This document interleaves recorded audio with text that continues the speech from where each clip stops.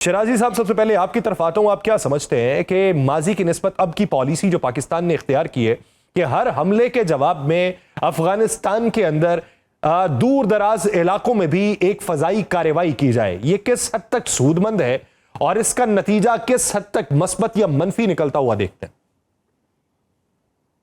बहुत बहुत शुक्रिया यासिर।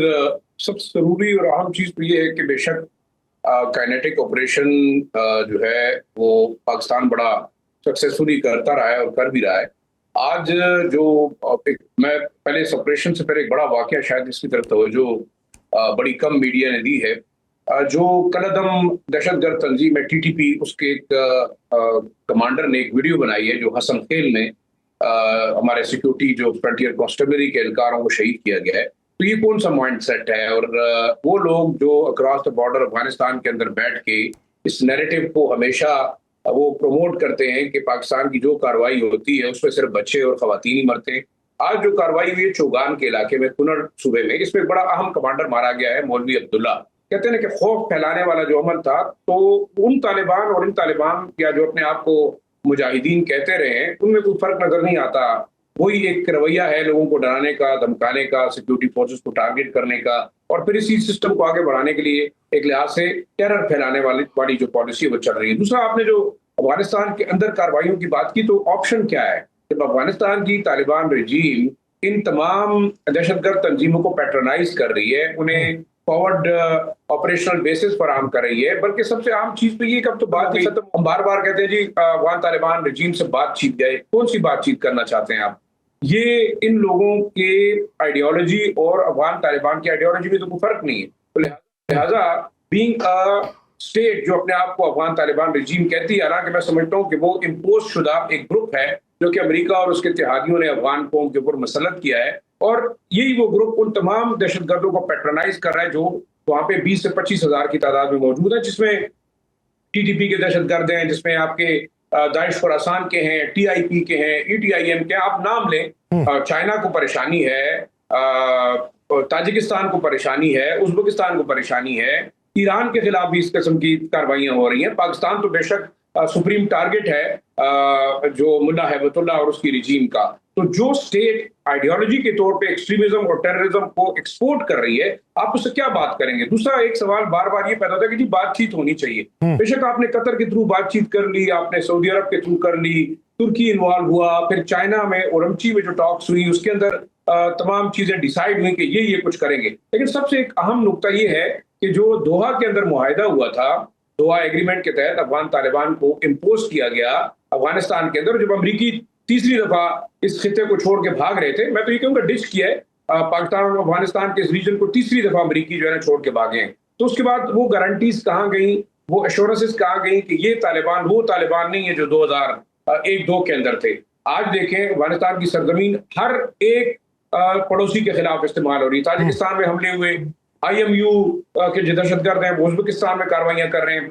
चीन को बार बार चाइनीज इंटरेस्ट को टारगेट किया जा रहा है थ्रू PLA और बाकी दूसरे ऐसे मिलिटेंट ग्रुप्स की। तो मैं ये समझता हूँ कि मेरे ख्याल में पाकिस्तान को बड़ा सीरियसली अपने दोस्त ममालिक को कॉन्फिडेंस में लेना चाहिए, सऊदी अरब कतर से बात बल्कि क्लियर करनी चाहिए, बातचीत और नेगोशिएशन के हवाले से नहीं, बल्कि दहशतगर्द ग्रुपों के खिलाफ कार्रवाई के हवाले से मुश्तरका जो है, आप समझते हैं कि लाहे अमल तरतीब देने की जरूरत है। मलिक साहब, इससे पहले कि टॉक्स की बात की जाए, इससे पहले कि मोहल्ले वकूअ की बात की जाए, अभी हालिया जो मंजरनामा डेवलप हो रहा है उसके अंदर आप क्या समझते हैं कि इस महाज को फिर से गर्म किया जा रहा है और उसके लिए उकसा जो है वो अफगानिस्तान रहा है इस पूरे मंजरनामे में, कि जब पाकिस्तान का किरदार बैनुल अक़वामी सतह के ऊपर इस नहज पे पहुंच चुका है कि पाकिस्तान खित्ते के अंदर अमन करवाने के लिए सहूलतकारी कर रहा है और पूरी तगोदो कर रहा है, तो ऐसे वक्त में कि पाकिस्तान को किसी दूसरे महाज पे उलझाने की कोशिश कौन करवा रहा है, इसके पीछे के मुहर्रिकात क्या हैं और इसका नतीजा क्या निकलेगा?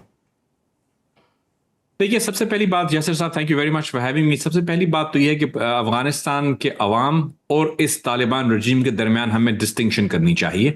अफगानिस्तान के अवाम के साथ हमारी कोई किसी किस्म की कोई दुश्मनी नहीं है, बल्कि हम तो ये समझते हैं वो हमारे भाई हैं, बहनें हैं।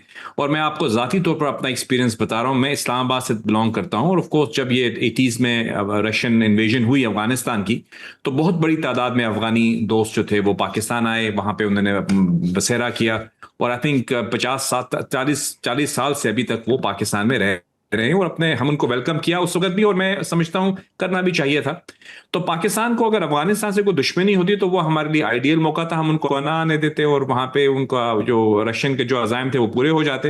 लेकिन हम तो उनके साथ खड़े रहे, और अभी भी उनके साथ खड़े हुए हैं अवाम के साथ। लेकिन ये एक ऐसी रजीम का माइंडसेट है जो कि न जाने क्यों इस तमाम चीज के बावजूद कुछ कुछ ऐसे अनासिर को वहां पे पुष्ट पनाही कर रही है जो पाकिस्तान पर ही हमला आवर हैं। और हम ये जानते हैं कि उनके पीछे कौन है, इसमें कोई भी बात नहीं है।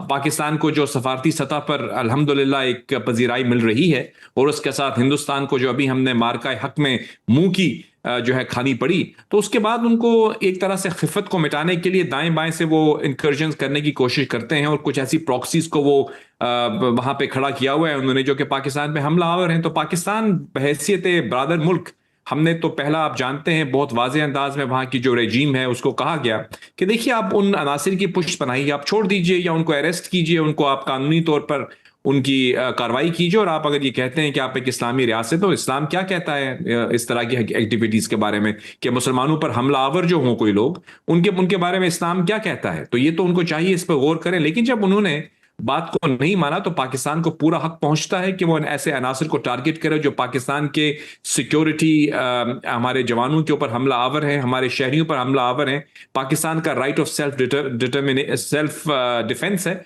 वो हम उसको एक्सरसाइज कर रहे हैं। लेकिन इसके बावजूद दूसरी बात जो बहुत अहमियत की हामिल है, देखिए, आपको जहन में रखना है कि ये जो रेजीम इस वक्त अफगानिस्तान में मौजूद है, मैं नहीं समझता कि वो रिप्रेजेंट करती है अफगान अवाम के मंगों को। मैं अफगानिस्तान में दुनिया भर में ट्रैवल करने का मुझे मौका मिला है, और मेरे बहुत करीबी दोस्त हैं अफगानिस्तान से ताल्लुक रखने वाले लोग, और मैं आपको यकीन से कह सकता हूं कि बहुत बड़ी तादाद अफगान जो लोग हैं वो समझते हैं कि ये जो इस वक्त की रेजीम है ये उनकी फीलिंग्स को रिप्रेजेंट नहीं कर रही। वो तो खुद आजादी चाहते हैं इनसे। लेकिन पाकिस्तान क्योंकि एक कंसर्न नेबर है, वो चाहता, हमेशा ये उसकी पॉलिसी रही है कि इस खित्ते के अंदर अमन हो, स्टेबिलिटी हो, और चाहे उनके आने का अंदाज के ऊपर आप तहफुजात ला सकते हैं। हमारे दोस्त पहले कह रहे थे कि अमेरिकन ने उनको इम्पोज किया। मैं with all due respect disagree करता हूं इस चीज से। अमेरिकन ने इम्पोज नहीं किया उनको। हाँ, ये आप कह सकते हैं कि अमेरिकन के जाने के बाद एक खला पैदा हुआ, उस खला के अंदर वो आ गए। हो सकता है that would not be the right strategy, वहां पे चाहिए था कि उसको इस तरह से एग्जिट ना करते वो। लेकिन अब जो हो गया है, मैं समझता हूं कि अमेरिकन भी चाहते हैं कि इस खित्ते में अमन हो, इस खित्ते में स्टेबिलिटी हो। और पाकिस्तान की जो ऑब्वियसली न्यू फाउंड रिलेशनशिप है अमेरिका के साथ, we are on a very good relations with America. हम अमेरिका के साथ बहुत क्लोजली काम कर रहे हैं, और यकीनन हमें चाहिए कि अमेरिका के साथ शामिल हाल रहते हुए इस मसले का एक डिप्लोमेटिक शराजी साहब, आप क्या समझते हैं कि इस वक्त की जो मौजूदा सूरत हाल है, हम हर हमले का जवाब देने की इस्तात भी रखते हैं और हम वो इकदाम उठा भी रहे हैं, लेकिन इसके मद्दे मुकाबिल जब अफगान हुकूमत को ये मालूम है कि उनकी फ़ज़ाई ताकत उतनी नहीं है कि पाकिस्तान का मुकाबला किया जा सके, और किसी भी हमसाया मुल्क से लड़ने की कुव्वत भी इस वक्त मौजूद नहीं है, ये गुरेला वॉर तो है नहीं कि जिसको मद्देनज़र रखते हुए ऑन ग्राउंड जो ट्रूप्स हैं आप उनका मुकाबला कर लें, तो अफगान हुकूमत को पसे पुष्ट ऐसी सोच कौन फराहम करता है, और क्या मंजरनामा दिखा के करता है कि यूं वो इन तमाम टोलियों की पुष्टपनाही करती रहे और पाकिस्तान के साथ हालात मुसलसल खराब रखे? ये कुव्वतें हैं जो पाकिस्तान साहब ने फरमाया। जी जी, शराजी साहब आपसे इस वक्त अगर आप देखें जी, इस तमाम तर हालात को एज ए लिवरेज इस्तेमाल कर रहे हैं। एक तो बिल्कुल इसमें कोई दूसरी राय नहीं है कि वो एक नॉन इंक्लूसिव ग्रुप है जो इम्पोज है अफगान कौम के ऊपर। इसमें ना हजारा है, ना उज़्बेक है, ना ताजिक है, ना वो नॉन पख्तून हैं जो कि तालिबान की आइडियोलॉजी को फॉलो करते हैं। अब्दुल बदीन इख्तियार का एक बहुत बड़ा ग्रुप है जो आपको कहीं नजर नहीं आ रहा। फिर आप देखिए हिरात के अंदर जो कुछ हो रहा है, इवन खवातीन के खिलाफ जो क्रैकडाउन है, 2 अफराद जाबाक हुए हैं। इस वक्त आप देखें सैकड़ों अफराद बाहर रोडों पे निकले हैं, प्रोटेस्ट भी कर रहे हैं अफगान तालिबान रजीम के खिलाफ। अगर आप अब खवातीन को जाते हुए उनके पर्स चेक करें कि उसमें मेकअप का सामान नहीं है, उसके अंदर शीशा नहीं है, उसके अंदर कंघी नहीं है, क्यों नहीं है? मिसाल के तौर पे ये तमाम ऐसे इश्यूज हैं जो कि अब आपके यहाँ इंसानी हुकूक की जो ओपन खिलाफ वर्जी है ना, वो बड़ा एक अहम इशू है जिसके ऊपर दुनिया को तवज्जो देनी चाहिए।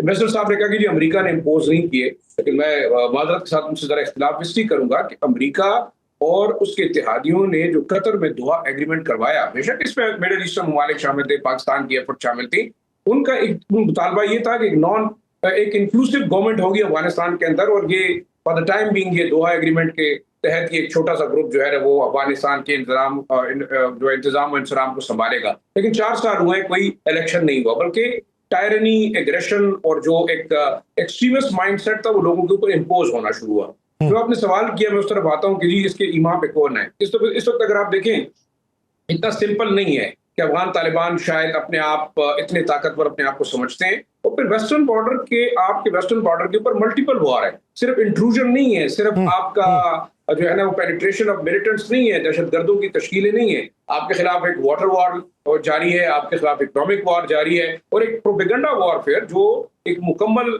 मैकेनिज्म के थ्रू हो रही है। आप देखिए ग्लोरीफाई किया जाता है छोटी सी चीज को, नैरेटिव एक काउंटर नैरेटिव के तौर पे बिल्ड किया जा रहा है, लेकिन उसको बाय करने के लिए कौन मौजूद है, एक सवाल है। मलिक साहब, आपका एक क्लोजिंग स्टेटमेंट इसके ऊपर चाहूंगा कि आप इस बारे में क्या राय रखते हैं कि पुष्ट के ऊपर कौन मौजूद है और इसकी एग्जीक्यूशन कितना अरसा यूं ही चलती रहेगी? देखिए, आई थिंक इस पे तो कोई दो राय नहीं है कि इसके पीछे वही पाकिस्तान दुश्मन कुव्वतें, हिंदुस्तान का आप जिक्र कर सकते हैं, उनकी प्रेजेंस वहां पे है। वो चाहते हैं कि ऑफ कोर्स पाकिस्तान डिस्टेबलाइज हो। बहुत अनफॉर्चुनेट है कि एक ऐसी हुकूमत और ऐसी एक, मैं हुकूमत तो नहीं कहूंगा, एक ऐसी रेजीम जो कि इस वक्त वहां पे ट्रांजिशनली एग्जिस्ट कर रही है, तालिबान कह लें उनको, जो भी कह लें, वो कोलैबोरेट कर रहे हैं। एक तरह से वो क्लेम करते हैं कि हम इस्लामिक रियासत बनाना चाहते हैं, और फिर वो मुसलमान मुल्क पाकिस्तान के खिलाफ एक ऐसे मुल्क के साथ अलायंस करते हैं जो कि गैर मुस्लिम है। It doesn't make sense. कौन से, यानी किस तरह से उन्होंने ये फतवा कहां से लिए हैं, कौन सा वो इस्लाम में बिलीव कर रही है। एक्चुअली ये मिलिटेंट एक्सट्रीमिज्म जो है, अनफॉर्चुनेटली ये इन्फिल्ट्रेट कर चुका है हमारे कुछ लोगों के माइंडसेट के अंदर, और वो नजर आता है आपको यहाँ पे, बिल्कुल उसकी एक वाज़ेह मिसाल आपको यहाँ पे नजर आ रही है। और आप देख रहे हैं कि वो हमलावर हो रहे हैं पाकिस्तान के उन भाइयों और बहनों के ऊपर जिन्होंने उनके साथ पिछले 45 साल से उनके साथ शाना बशाना खड़े होके उनको वेलकम किया, उनके साथ खड़े रहे। तो मैं समझता हूं अभी भी इस तमाम चीजों के बावजूद पाकिस्तान को चाहिए, हम एक बड़े भाई की हैसियत से उनसे डायलॉग का रास्ता हमेशा खुला रहता है, लेकिन उन मिसक्रिएंट्स को, ऐसे खवारिज को जो वहां मौजूद हैं, पाकिस्तान पे हमला आवर हैं, अफगान, हम एक्सपेक्ट करेंगे उनके साथ बैठ के कोई मुज़ाकरात नहीं किए जाएंगे जो बारहा हमें लाशें उठाने पर मजबूर करते हैं।